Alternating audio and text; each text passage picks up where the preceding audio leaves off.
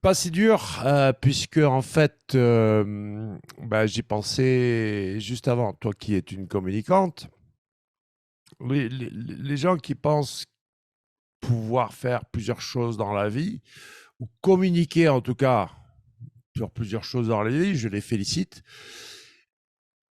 Moi, j'ai juste su faire qu'une seule chose de toute ma vie. Et j'ai posé la question 2 ou 3 fois sur Twitter. Les gars, ça fait 20 ans que je parle d'une chose. Quelle est-elle? Ah, une personne n'a été capable de répondre. Donc, qu'est-ce que, dans quoi j'excelle? Parce que c'est ça, être bon, savoir faire des trucs, ouais. Mais tu prends n'importe quel sportif, Lionel Messi, crochet à droite, Conor McGregor, uppercut du gauche, Michael Jordan, fadeaway, etc. Bon, ça c'est sportif. Mais après, pareil, tout le monde, on n'a qu'une skill, on n'a qu'une chose dans laquelle on peut exceller. Tout le reste ne sont que périphériques. Donc, qu'est-ce que je fais, moi, depuis 20 ans sur le web et depuis 35 ans dans la vie réelle? Je sais réconcilier l'offre et la demande.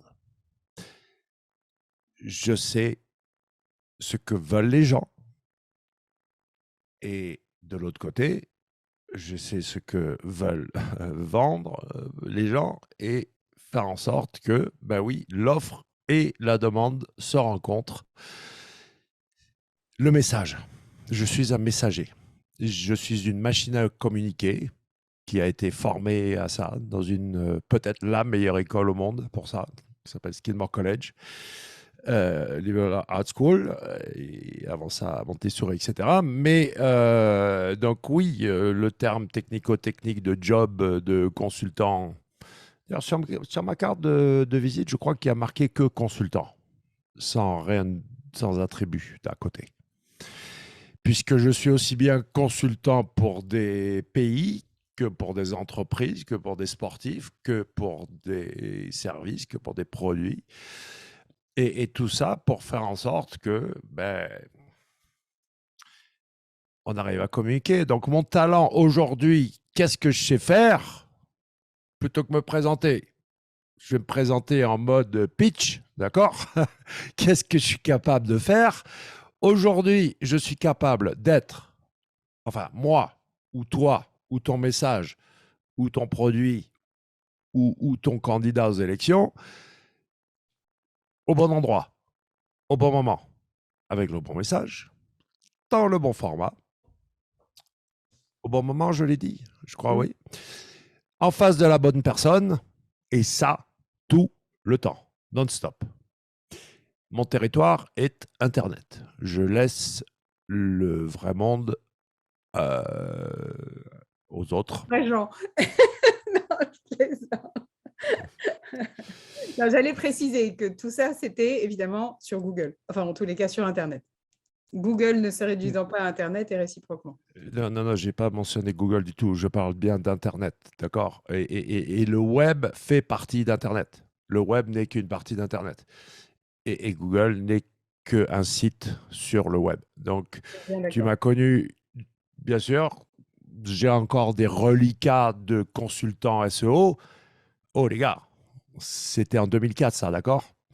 Je veux bien qu'on me traite encore de consultant SEO, mais vu l'état des lieux de mes prestations aujourd'hui et vu ce que je fais, waouh! Et Le SEO, on en parlera de topical mesh, concours sémantique si tu veux, mais tu vas voir que même ça, c'est c'est. un peu loin de ce que tu fais aujourd'hui. Tu t'es largement élargi, si on peut dire. Mais Écoute, je me suis pas élargi, Karine. sorry. Ben justement, là, ça tombe bien, là. OK. Non, non, non, est-ce que tu peux le montrer, le device, là? Non, je ne l'ai pas éteint, je suis désolée. Tiens, Non, je l'ai. non, est-ce que tu peux le. Ok, ça, là. Mhm. Tu me dis, tu t'es élargi. Là, tu as montré un device qui a fait que je me suis adapté, je ne me suis pas élargi. Euh, tant mieux pour ceux qui arrivent encore à gagner de l'argent en faisant du texte optimisé pour Google dans sa version ordinateur et qui vont ranker sur des pages HTML. Très bien pour eux. Mais toi, tu fais plus que ça. OK. On a compris. Le bon message, au bon Mhm. moment, en face de la bonne personne. Bon message, dans le bon format, en face de la bonne personne, au bon moment, et ça tout le temps. Et H24. Qu'est-ce que ça a à voir avec le texte et Google?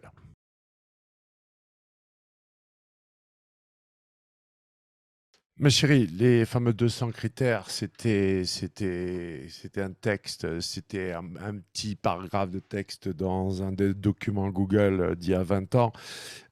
C'était sans doute plus en rapport avec la formule du PageRank. Il y a des milliers et des milliers de paramètres, surtout depuis que ce qu'ils appellent l'intelligence artificielle ou le machine learning a pris le pas. Chaque requête, l'index, je vais vous expliquer Google de manière la plus simpliste possible. On a un index, donc une base de données de termes, ok, mots-clés. Autour de ces mots-clés, il y a des requêtes. Il y a un mot-clé racine. Et ensuite, il y a des requêtes et des documents. Pardon, non, je dis n'importe quoi. Google, il y a un index de documents, d'accord? Ce n'est pas un index de mots-clés, c'est un index de documents. Donc, cette espèce de grande piscine avec plein de documents. Maintenant, Google a trouvé le moyen de les trier de manière un peu plus intelligente que ses prédécesseurs grâce à la notion de popularité. C'est-à-dire, un petit peu comme dans la vraie vie, ben, plus on parle de toi, plus tu es connu. Donc, là, et vraiment, je schématise, hein, je fais vraiment à tout à l'heure. L'idée, c'est de dire que si je vote pour toi en termes d'un hyperlien, c'est-à-dire que sur ma page web, je fais un lien vers ta page, donc c'est un vote de confiance, un vote de popularité, un vote de popularité qui va donner un signal positif. Alors, pour compliquer un peu la chose, et même à la limite, on ira un peu plus loin dans tes questions quand il s'agira, il y a la popularité de base, qui est ce fameux PageRank, qui sont ces fameux backlinks, où donc il y a un lien sur une page web qui renvoie vers une autre page web, boum, un vote de popularité. Par contre, bien entendu, c'est sûr que si tu as un lien depuis la page d'accueil de Bloomberg, ça va compter un peu plus que depuis la page 256 de l'annuaire du jardinage dans le Larzac. Question de volume et qualité, comme dans la vraie vie. Tu passes aux 20 heures, c'est mieux que dans le gratuit de la boulangère. Mais si tu es déménageur dans le Larzac, qu'est-ce que tu en as à faire de passer aux 20 heures? Le gratuit de la boulangère suffit amplement. Donc Google a réussi n'a pas inventé d'ailleurs, un peu, c'est fortement inspiré, voire même un peu plus que ça, pour développer cet algorithme qui s'appelle le PageRank et qui a joué sur le fait que, OK, on joue au jeu de je suis célèbre parce que tu parles de moi. Ça, c'est popularité au sens basique du terme. Ensuite, on va compliquer un petit peu plus. On va parler de notoriété. Notoriété, là, on vient de vivre une phase de notoriété qui sont les élections présidentielles, puisqu'il faut que j'arrive à te convaincre de voter pour moi. Donc là, c'est plus la notion d'influence. C'est plus la notion de recommandation. D'accord? Ce n'est pas la simple notion de ce lien hypertexte qui va compter algorithmiquement comme un vote de popularité. Ça, c'est notoriété. Ça, c'est le volet le plus dur. Et le troisième volet, c'est l'autorité. C'est je cause, on m'écoute. J'ai posé ma marque, j'ai posé mon autorité, je suis arrivé à établir une voie, ce que tu es arrivé à faire dans ton industrie, ce que je suis arrivé à faire dans la mienne. D'accord? On a construit notre autorité. Et mon modèle de trafic qui date depuis toujours. Le premier document que je montre dans mes formations, ça s'appelle le trafic en 3/3. Si vous cherchez trafic en 3/3, Laurent Borelli, il doit y avoir encore un billet de blog qui traîne par là. Et ce n'est pas nouveau. Ça date de 2007. Donc, encore une fois, je dis, les gens n'écoutent pas ce que je dis. Mais ça fait depuis très, très, très longtemps que je travaille sur un modèle de trafic qui est beaucoup plus pérenne que simplement faire du backlink. Donc, trafic en 3/3, ce serait les 3 critères que tu viens de définir, qui sont autorité.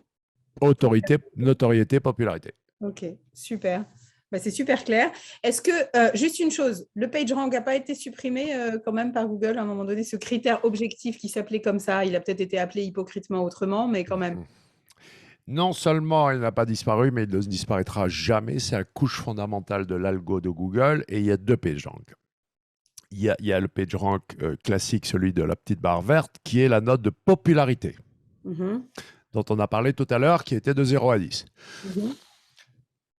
C'est d'ailleurs, je pense, toujours la couche algorithmique la plus consommatrice chez Google, du point de vue des calculs.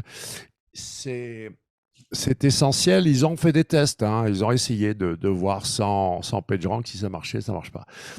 Et après, il y a le Topic Sensitive PageRank, le Topical PageRank, qui est à la source de mon concept. Et là, c'est plus une notion de qui est en relation avec quoi et pourquoi. OK? C'est plus une notion de proximité sémantique et glissement sémantique, ou en tout cas, voilà, est-ce que ça et ça va ensemble? Et si oui, pourquoi? Et le seul outil que je connaisse où vous puissiez avoir une interprétation, une vision de ces scores, c'est majestic.com, avec le citation flow qui va être l'interprétation du PageRank, l'ancien PageRank de la barre verte, et le Topical Trust Flow qui est l'interprétation du Topical PageRank, où on voit bien l'odeur du mot-clé. Dans des outils un peu basiques, qui sont ceux qu'en général, souvent ou parfois on utilise en tant que content marketer quand même, qui sont Ahrefs ou SEMrush ou autre chose comme ça, ce n'est pas aujourd'hui Domain Authority qui un peu ressemble à l'ancien PageRank? Ça s'appelle des sauces secrètes de druides du SEO cuisinées sous la pleine lune. D'accord? La tienne ou la leur? Parce que c'est la leur. C'est-à-dire que, un petit peu de sérieux, il y a des documents scientifiques à produire. Il faut être publié dans des publications scientifiques. Il y a des recherches à faire. Il y a des brevets à déposer. Pour être capable de qualifier l'autorité d'un domaine? Okay. Pour être capable de qualifier leur espèce de truc là, d'accord? Okay. Parce que ce dont je viens de parler est documenté, est breveté, etc., etc., etc.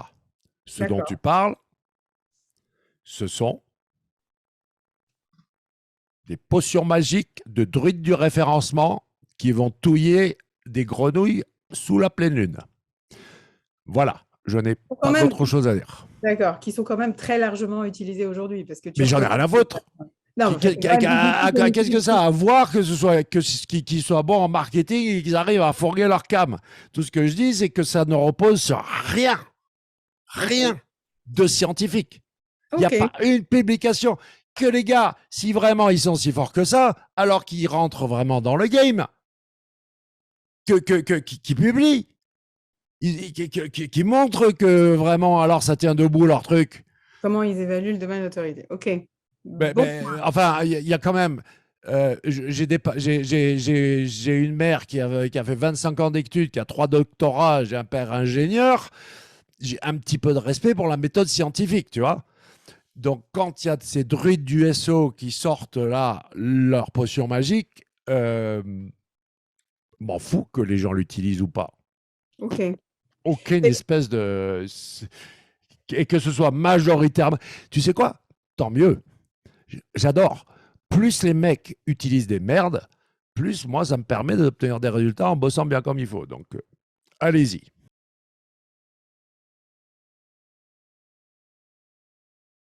Très, très simple. Voilà ce que vous devez avoir en tête. Et, warning, warning, je ne dis pas qu'il ne faut pas faire la couche 2010, d'accord? Mhm. OK?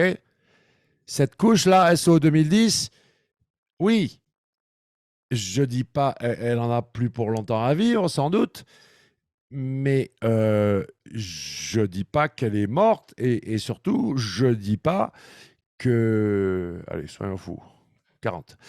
Ah, on a pris un coup de vieux là. Enfin, on s'en fout, hein, Ouais. 2020, 30, 40, bref. Euh, avant et aujourd'hui. Donc, surtout ça, là, ne pensez pas que, n'allez pas dire que Borelli, il a dit que non, il fallait plus analyser, il fallait plus faire de recherche de mots-clés. C'est pas vrai du tout. Je ne dis pas ça. Je dis que c'est plus une fin en soi. Donc, il y a un truc qui s'appelait la recherche de mots-clés. Aujourd'hui, moi, je dis que, ben, très bien, si les gens font ça et qui s'arrêtent à ça, ils vont perdre. Parce qu'une recherche de mots-clés, sans avoir fait une analyse d'audience, Mhm. je ne vois pas du tout l'intérêt. Sans buyer persona, customer journey, tralali, tralala. Aucun intérêt. Ensuite, on va rentrer dans le fameux volume de mots-clés. Mhm. Et là, c'est pareil. Volume, qu'est-ce que j'en ai à faire du volume? Si le volume, non. Moi, ce qui m'intéresse aujourd'hui, c'est un truc magique qui s'appelle la pertinence. C'est bien mieux que le volume. Mhm. Allons plus loin. Recherche, volume. Attends, il m'en manque un là. Recherche, volume. Qu'est-ce qu'ils regardaient les mecs qui regardent? Recherche. Ils recherchent volume et ils recherchent. Difficulté à ranker, non? Pardon? La difficulté à ranker, le volume de recherche, La donc le faisabilité. CPC, ouais, la Non, faisabilité. non, non, c'est pas ça. C'est pas ça. C'est pas ça. C'est pas ça. Attends.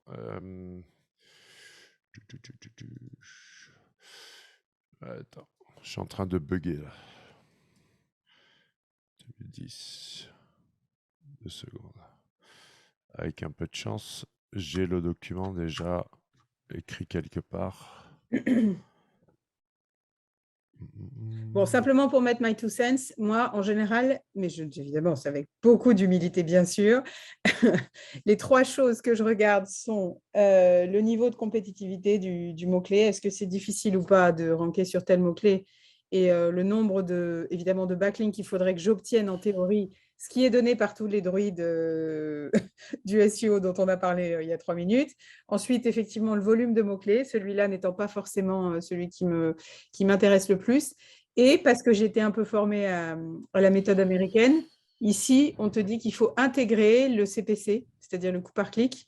Pourquoi? Pas parce que ça a un impact sur ton SEO, mais parce que ça te renseigne sur l'intention potentielle d'achat d'une personne sur un mot-clé donné.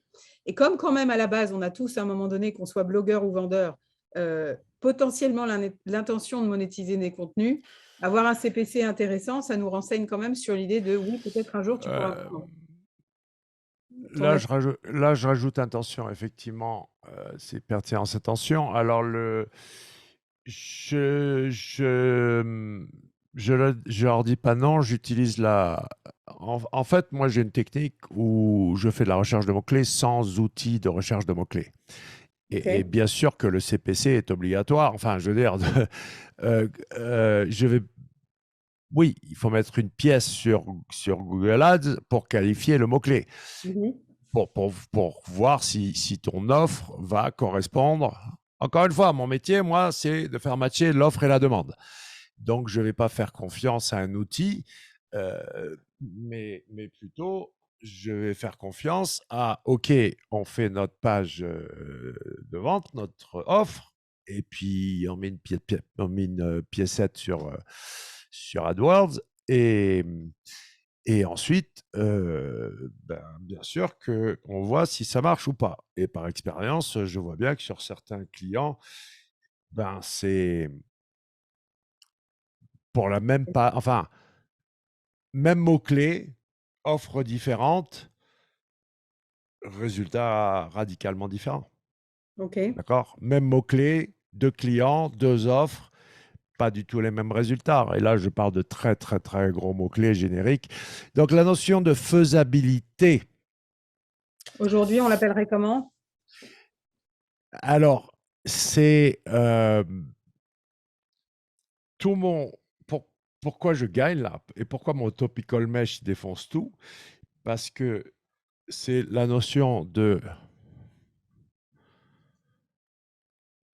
donner à Google ce qu'il veut par rapport à ce qu'il a.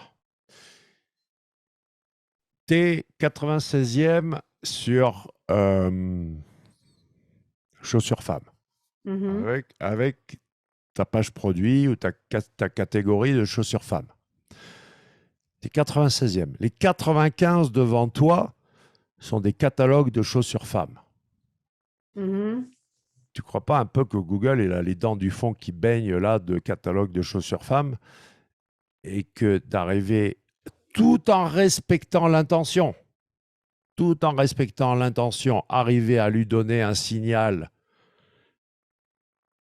composé au futur va permettre justement de passer outre les indices de faisabilité brute BRUT, d'accord, qui Mhm. sont juste en termes de c'est plus ou moins dur parce qu'il y a plus ou moins de concurrence. C'est pas clair. Je suis désolée, j'ai pas compris. Quand tu dis chaussures femmes, déjà, est-ce que franchement, on tape souvent chaussures femmes quand on fait des recherches pour acheter une Oui, paire de chaussures? ah bah, un peu, oui. OK. Tu ne Un crois peu, pas qu'on oui. va par marque et qu'on ne compare pas les marques? Enfin, si on justement on part sur les idées d'intention de recherche. Bon, carré, on peut prendre ce que tu veux comme mot-clé, je m'en fous. D'accord. Non, mais c'était parce que tranquillement, mais sûrement, on allait après vers ton idée justement, et c'était ça mon idée, d'aller vers ton idée de cocon sémantique. Non, mais là, je sors d'une conversation où j'ai encore des gens qui me disent est-ce que vous pensez vraiment que les NFT, ça va marcher? Mhm.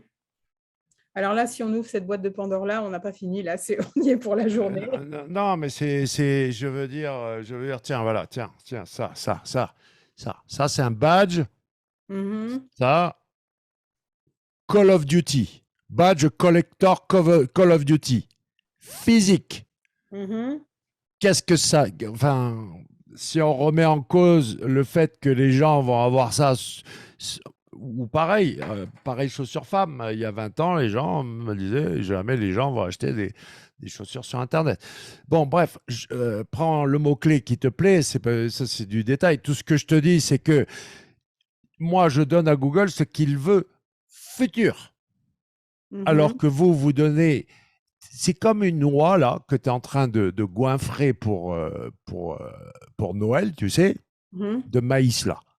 Tu le fais rentrer du maïs là, et encore, et encore, et encore. Moi, j'essaie de trouver un angle d'attaque, justement. Je Mhm. réconcilie l'offre et la demande, j'arrive à donner à Google ce qu'il veut futur, plutôt que présent, tout en respectant le présent. Alors, comment tu fais ça justement? Ça s'appelle la skill la plus élevée, la plus high level du SEO. Donc, comment tu fais ça? Tu en as pour 15-20 000 heures de travail à Mhm. observer les SERPs. Tu dois observer les SERPs. Mhm. Google te dit tout. Google te dit tout. Je fais la photo. je fais de la photo et je fais de la photo de rue et je viens du dessin. Et ce que j'aime bien, c'est en fait voir ce que toi, tu ne vois pas. On va se balader dans la rue ensemble, Mhm. clac, clac, clac, je snap quelques trucs, on rentre après, on regarde, et tu vas dire, mais c'était où ça? C'est quoi? Comment t'as pris ça? Oui, tu Où vois, t'as vu ça? tu as un œil expert. Tu vois des choses que nous, on n'est pas capable de voir. Ben, c'est pas que je suis pas expert, je suis pas plus intelligent, simplement j'ai fait le taf. Mhm. J'ai ouvert un truc qui s'appelle Google. Mhm. J'ai tapé des mots-clés dedans et j'ai observé et j'ai fait des. Regarde, tu es sur Android ou iPhone? iPhone. Est-ce que tu as téléchargé une application qui s'appelle Google? Attends, let me think. Yeah, I did. Quand? Bah, dès que j'ai acheté mon iPhone, Euh, Est-ce que récemment, est-ce que tu l'as utilisé? tous les jours. Donc, tu utilises quelque chose qui s'appelle Google Lens. Oui, bien sûr. Bon, ben voilà. Ça, c'est ce qui t'intéresse aujourd'hui. Explique-nous, raconte. Google Lens, j'en ai Mhm. parlé la première fois en 2013. Ça s'appelait Google Now. C'est Mhm. du predictive search. Mhm. Pardon, pas Google Lens, Google Assistant. Google Lens, c'est de la recherche visuelle. Mais je me souviens de la tête des gens en 2013 quand je leur disais que Google pourrait prédire que oh Johnny, là, regarde, il est 8h moins 10, il y a un accident sur la nationale 87, pars au bureau maintenant parce que sinon tu vas être à la bourre. T'as rien demandé, d'accord? Mhm. Google Assistant Te donne la réponse. Ouais. te donne la réponse avant que tu aies même élaboré la recherche. Ça s'appelle du predictive search. Là, je me fous de la gueule des SEO français parce que, encore une fois, les mecs font du texte qu'ils hébergent sur des pages HTML à destination d'un moteur qui Mhm. s'appelle Google dans sa version ordinateur. Mhm. Sais-tu que il y a, trouve-moi un seul référenceur, un qui est capable de savoir que la longueur de la balise titre n'est absolument pas 60 à 80 caractères, mais que c'est en pixels, que c'est 575 pixels. Pourquoi? Très simplement, un W prend plus de place qu'un I, d'accord, dans un titre. Trouve-moi un seul référenceur qui est capable de générer des balises titres de taille différente sur un mobile. Par exemple, l'espace du titre sur un iPhone 6, c'est de 360 pixels. Mhm. L'élément balise title est le plus important de tous les éléments on-page de la page. Mhm. Là, on n'en est même pas à être capable de servir des titres différents de l'ordinateur ou du mobile. Mhm. On n'en est même pas à s'intéresser à faire autre chose que du texte.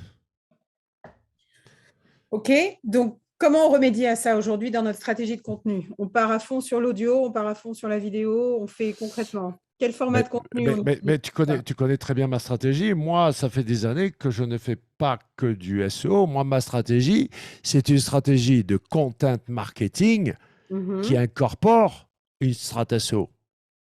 Donc, création du. On dit la même chose. Mais bien sûr, création du contenu multimédia, texte, Mhm. image, vidéo, audio. Mhm. Et deux, distribution du contenu. Boum, boum, boum, on assaisonne les réseaux. Trois, chose que personne ne fait, c'est la fête du slip à ce niveau-là. Promotion du contenu. Parce que j'ai une version, une promotion, une promotion active et une promotion passive, parce que les gens ne font que distribuer et ensuite ils n'engagent pas autour du sujet. Donc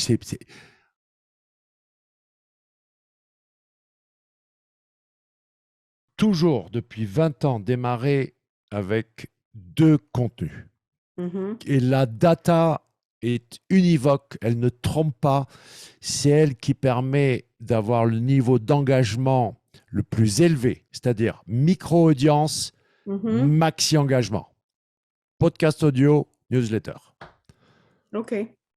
2022, podcast audio, newsletter. Donc, pas vidéo, first. Mais je n'ai pas dit qu'il n'y avait pas de vidéo. OK, mais podcast audio, quand tu le transformes en vidéo, c'est un peu ennuyeux quand même. Ce que tu fais là, tes vidéos sur SEO's Conspiracy, c'est beaucoup plus sympa parce que c'est visuel, parce que tu t'amuses, parce que tu es un showman. Et tu les transformes en podcast, non? Non, c'est pas vrai. C'est un podcast audio qui a de l'image. OK, d'accord. Donc on Je le dis, je le dis en plus. Bienvenue dans le podcast. OK. Et je tourne un podcast audio. Mon micro est un micro de podcast. Quand je montre quelque chose à l'écran, je respecte l'auditeur. OK. Aux États-Unis, on appellerait ça vidéo parce qu'à partir du moment où il y a un visuel, ça prime sur la dimension audio du contenu. Et de fait, quand tu as de la vidéo, tu as nécessairement de l'audio, donc tu ne transformes pas en podcast. Et ben c'est pour ça qu'ils sont nuls, parce que le problème, c'est que quand… carrément. Non, c'est très simple. C'est que si tu tournes un podcast audio et surtout que tu vises un engagement maximum avec une petite audience, n'oublie pas les chiffres. 28 téléchargements, tu fais partie des top 50% de podcasts au monde. 28. Quel chiffre, d'où ça sort ça? J'ai jamais entendu celui-là. Ben, je cherche, je ne sais plus la source. Mais c'est des vrais chiffres, c'est pas des conneries. 300 téléchargements, tu fais partie des top 50 podcasts au monde. OK. Donc, comment ça se fait qu'avec 300 téléchargements, on peut avoir une audience max et un engagement max? Eh bien, parce que, justement, l'engagement est tellement maximum que les gens, ensuite, ça fait boule de neige derrière. Et tout le reste, c'est du zapping. Pareil pour les mailings. Si tu veux des chiffres, j'ouvre il faudrait que je retrouve les accès de mon Aweber, où quand j'avais genre 900 abonnés, 896 ouvertures de mails et 885 clics. D'accord? OK. À quoi tu attribues ça? Au format du contenu que tu utilisais? Non, à la pertinence de ce que tu racontais? À ma cam, ouais, bien sûr, à ma cam. Okay. Donc, nous, en tant que marketeur, si on traduit ce que tu faisais, et moi, c'est comme ça que je le comprends, tu me dis si je me trompe, c'est qu'il faut vraiment, à un moment donné, c'est d'ailleurs, je raccroche à ton introduction, il faut à un moment donné se dire, c'est quoi le domaine, si petit, microscopique soit-il, dans lequel je vais devenir l'expert total, absolu, celui ou celle qui vraiment connaîtra tout et couvrira tout le sujet. Est-ce que tu valides cette approche? Je valide l'objectif, mais le chemin, je serais un peu plus humble dans le sens où je pense que là, le problème, c'est que tout le monde veut tirer au bazooka. Et que moi, j'ai un fusil de sniper et que je fais mouche. En plus, j'habitais à côté d'un data center, donc j'ai 1 milliseconde de ping. Karine, sur Call of Duty, tu n'as même pas le temps de mettre tes sandales que tu as pris un bastos entre les yeux. Mais comme tu peux l'imaginer, Call of Duty, je connais à fond. Non, mais tu vois ce que je veux dire? C'est-à-dire qu'ils sont tous en train de tirer, d'aller wide. Moi, je vais deep. Et je vais une personne à la fois. Une personne à la fois. Une par une. C'est ce que j'allais t'expliquer au niveau de cet engagement des commentaires, la promotion. Donc, promotion passive, c'est quoi? J'ai tous les outils de veille de Google Alert, mention, Alerty, Brandwatch, tout ça. Je surveille un sujet. Boum. Tous les matins, je me réveille et le sujet, il apparaît et je vais m'insérer dans la conversation. D'accord? Ça, c'est passif. Active, c'est je vais faire des recherches, je cherche des hashtags, j'utilise des moteurs de recherche et je rentre dans la conversation. Et c'est là où je rigole parce que le niveau de commentaires est tellement niais, est tellement bas, est tellement proche du caniveau que de passer pour un génie, c'est trop facile. Et c'est là où je voulais te dire, regarde, Et il faut à tout prix de placer le commentaire négatif. Ne cite pas de nom, hein, j'aime pas dire des choses négatives sur les gens. C'est juste le commentaire. c'est pas un commentaire, Non, ok. c'est pas un commentaire négatif. Je fais un commentaire. Je dis, OK, c'est sur la photo. J'aime bien comment le style de ton image, j'aime bien le style de ton image, mais j'aime surtout comment il sert ton histoire. Il y a quelque chose de, je traduis de l'anglais, d'accord. Il y a quelque chose d'apparemment très sombre qui se passe dans la tête de ton sujet et ben, ton image est un parfait exemple de comment le style sert l'histoire. Mhm. Réponse, so nicely said, thanks again, du feu, des cœurs et des bras Et qui applaudissent. c'est quoi le rapport? Ça sert exactement ce que tu viens de dire. C'est-à-dire que globalement, quand tu adoses un visuel à un audio, tu le rends Mais, plus engageant, tout simplement. non, On est d'accord, non? tu comprends rien à ce que je dis. Là, je te donne un exemple de commentaire que je viens de poser. Mhm. Et je viens de te dire que de poser un commentaire qui est pas trop con, Mhm. eh ben, c'est pas si dur que ça. Ok, ok. OK? Hmm. Mais donc, je Euh, comprends pas le rapport avec le type de contenu. Excuse-moi, je suis désolée, je suis larguée là. je lisais un commentaire que je viens de poser sur Instagram. Ah, d'accord, ok. Et alors? Eh ben, je te disais que mon commentaire était intelligent. D'accord, ok. Par rapport aux commentaires, trouve-moi des commentaires qui sortent un peu de. Enfin, tu veux que je te relise mon commentaire? Non, mais j'ai compris, j'ai compris. J'essaye simplement de relier avec ce qu'on disait Ben, au ne départ. relis pas, ne relis pas. Je te donne un exemple de commentaire où je me suis fait chier quand même à essayer de regarder l'image et à essayer de d'écrire quelque chose qui était autre chose que trois flammes et trois cœurs emoji, quoi. Donc, si on relie au format de contenu qui était la question initiale, ce que tu dis, c'est qu'il faut apporter de la valeur et que c'est pour ça que tu avais un taux d'ouverture de tes emails qui était de dingue parce que justement, tu plaçais le niveau haut en termes d'apport de valeur, d'information et d'intelligence dans tes contenus. Alors, soit, moi, je suis le fake it until you make it version Hollywood, tout ce que vous voulez. Mais au bout d'un certain moment, il faut peut-être quand même, ben, tu sais de quoi tu parles. Il faut pas 5 minutes pour Mhm. comprendre que à partir du moment où tu as démarré ouvert la bouche, ça va, d'accord. Mhm. Euh, et c'est tout. Et à côté de ça, moi, je dis juste que le problème de quand tu commences à rentrer dans ce jeu de la création de contenu Mhm. et à ta manière, sans mon hack, parce que j'ai Mhm. un hack qui fait que je peux faire ça en mode zen, et pas toi, eh ben, vous ne le faites pas de manière aussi bien que moi. Parce que, notamment, vous ne faites pas cette phase de promotion, vous ne vous abaissez pas à aller parler aux petites gens.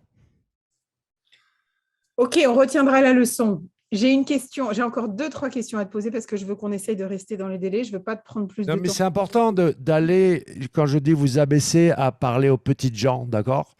Moi, On va Laurent dire Bruni, en langage positif, on peut dire que oui, et ça, c'est quelque chose qui est recommandé dans tous les sens, partout, systématiquement, pour promouvoir à la fois un poste au niveau SEO, mais aussi en termes de tout simplement humanité et bienséance, répondre à tous les commentaires, essayer d'apporter des commentaires qui sont un peu j'ai pas pertinents. dit ça. J'ai pas dit ça. Ok, mais on s'éloigne de mon Non, sujet. non, Donc, non, non, là, on Karine, reste dans Karine, le. c'est important. Je n'ai pas dit répondre aux commentaires. J'ai dit aller s'insérer dans la conversation. Ok, ça, c'est C'est bien. autre chose, d'accord? Ok, ok. Ou même la discussion. Répondre à ces commentaires, c'est encore moi, je, moi, je, moi, je, moi, je, moi, je. Ok, J'ai pas dit ça. ok, Du tout, du ok. tout.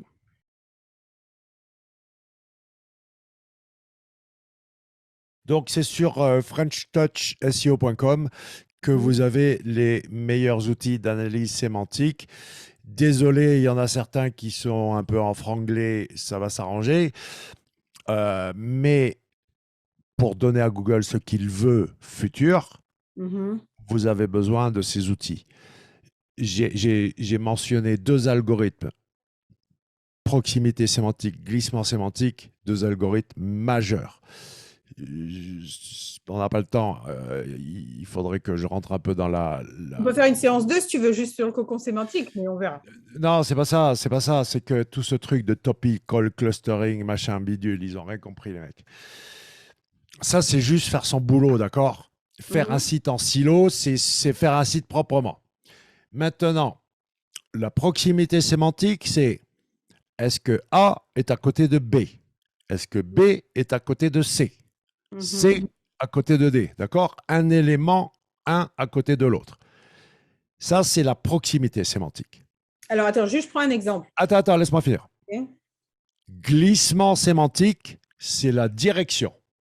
Est-ce qu'on part A, B, C, D, E, F ou est-ce qu'on part A, B, J, W, K, L? Qu'est-ce que ça veut dire? Ça veut dire que tu peux avoir toutes les topical clustering que tu veux de machin. Et là, la machine est impitoyable. On a les algos et les Français sont les meilleurs au monde pour te dire, ouais, tu as bien A à côté de B. Tu as bien B à côté de C. Et puis en plus, tu pars bien dans la bonne direction. Alors, attends, je t'interromps parce qu'il faut qu'on prenne un exemple, sinon on est tous largués là.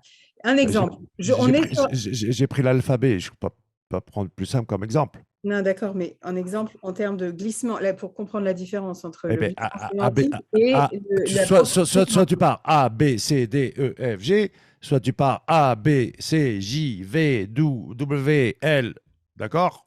Je vends des baskets de running. C'est mon business. Je suis spécialisée sur le running.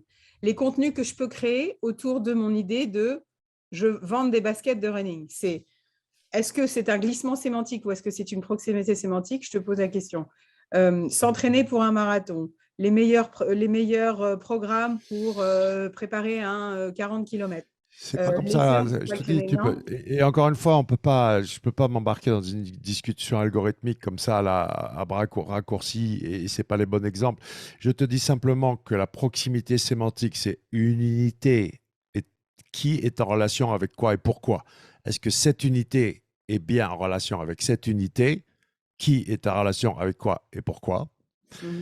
Donc, est-ce que tes baskets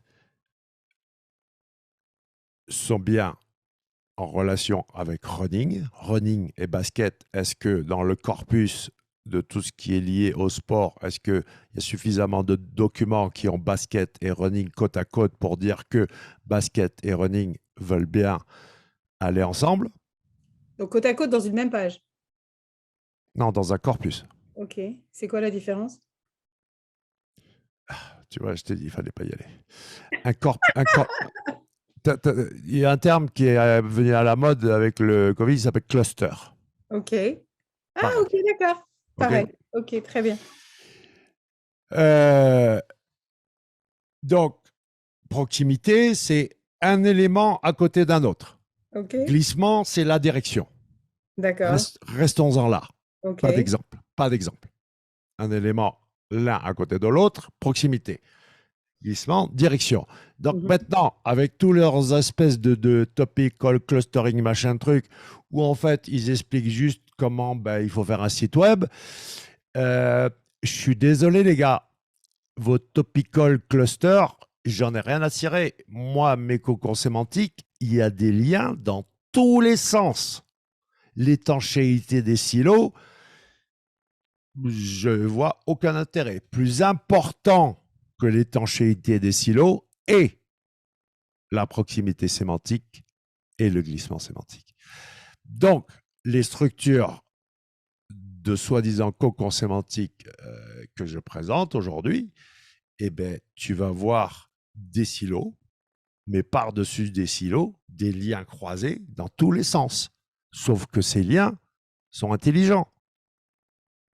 Mais je suis désolée, Laurent, mais du point de vue du profane, je te charrie un petit peu, je te titille, mais c'est bienveillant.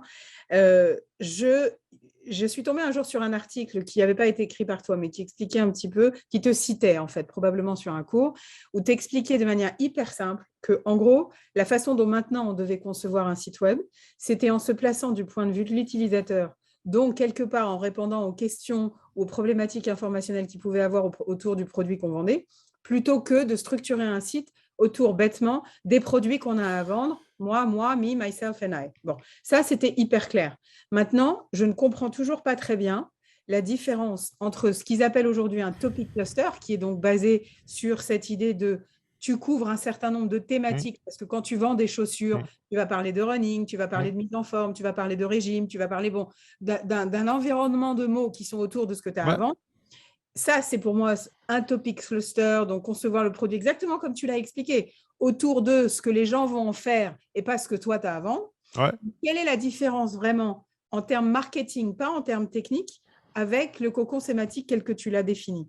Excuse-moi de te cuisiner un peu Non, non, là-dessus, mais mais tu as, on comprenne. raison, bien au contraire. Mais je te dis que c'est la différence entre, encore une fois, faire son job de webmaster, d'accord?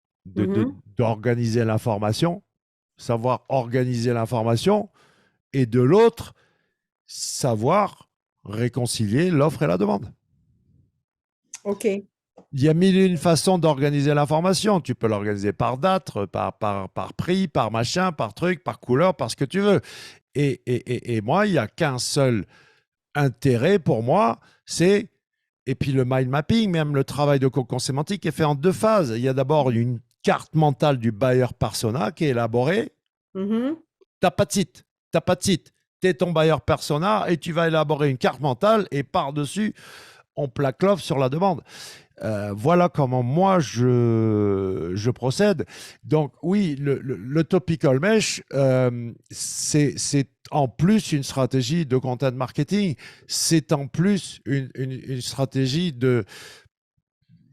En fait, c'est ma stratégie, donc je l'appelle comme je veux et puis je la fais évoluer. Mais j'ai répondu dès le début. En fait, si vous voulez vraiment comprendre pourquoi je ne fais que gagner et que je ne pourrai jamais perdre et continuellement, j'arrive à évoluer et j'arrive à toujours trouver les réponses et jamais rester coincé, Mhm. ben, c'est simplement parce que je suis une machine à comprendre pourquoi les gens font ce qu'ils font et comment ça se OK, fait que ça, donc, euh, on l'aura quand, reçu. quand on me pose quand on me fait des demandes d'interview sur le metaverse, eh ben moi je leur réponds réalité augmentée. Voilà, tu OK. vois, AR, je réponds pas VR.